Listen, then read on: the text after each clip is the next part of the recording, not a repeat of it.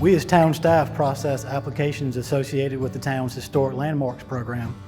We process designation applications, which are requests to designate properties as historic landmarks, and we process applications for certificates of appropriateness, which are requests to make exterior improvements to properties that have been designated as historic landmarks.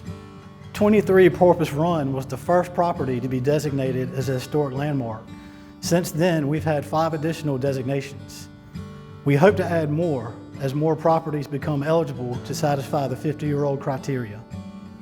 We're at 23 Porpoise Run. This house was built in 1958.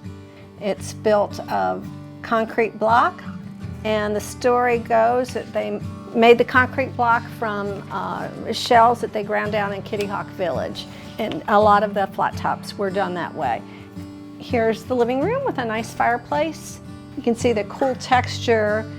The ceiling, I believe, is pine. This is just very typical of the way these cottages were built for people back in the early 60s and late 50s. You'll find 2 bedrooms and a bath. Not a lot of space, but back then it was just about getting people to the beach and enjoying everything that the ocean had to provide, and seafood dinners and family.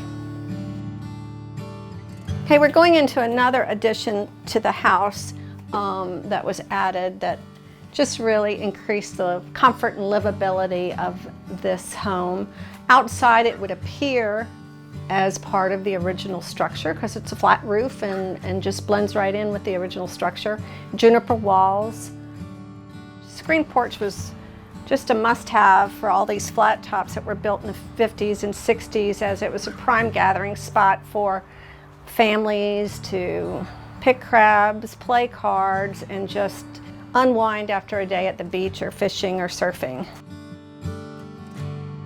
I purchased this cottage because I love the flat top architecture, and I love things that may have or do have historical relevance.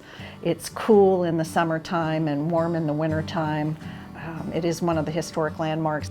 This property really demonstrates Frank Stick's classic design, including the 18-inch overhang that goes around the entire house.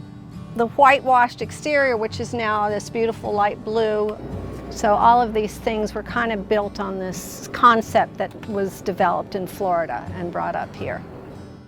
The Historic Landmarks Commission, I think, is important because it's a way to preserve some of the historic significance and character of the town of Southern Shores.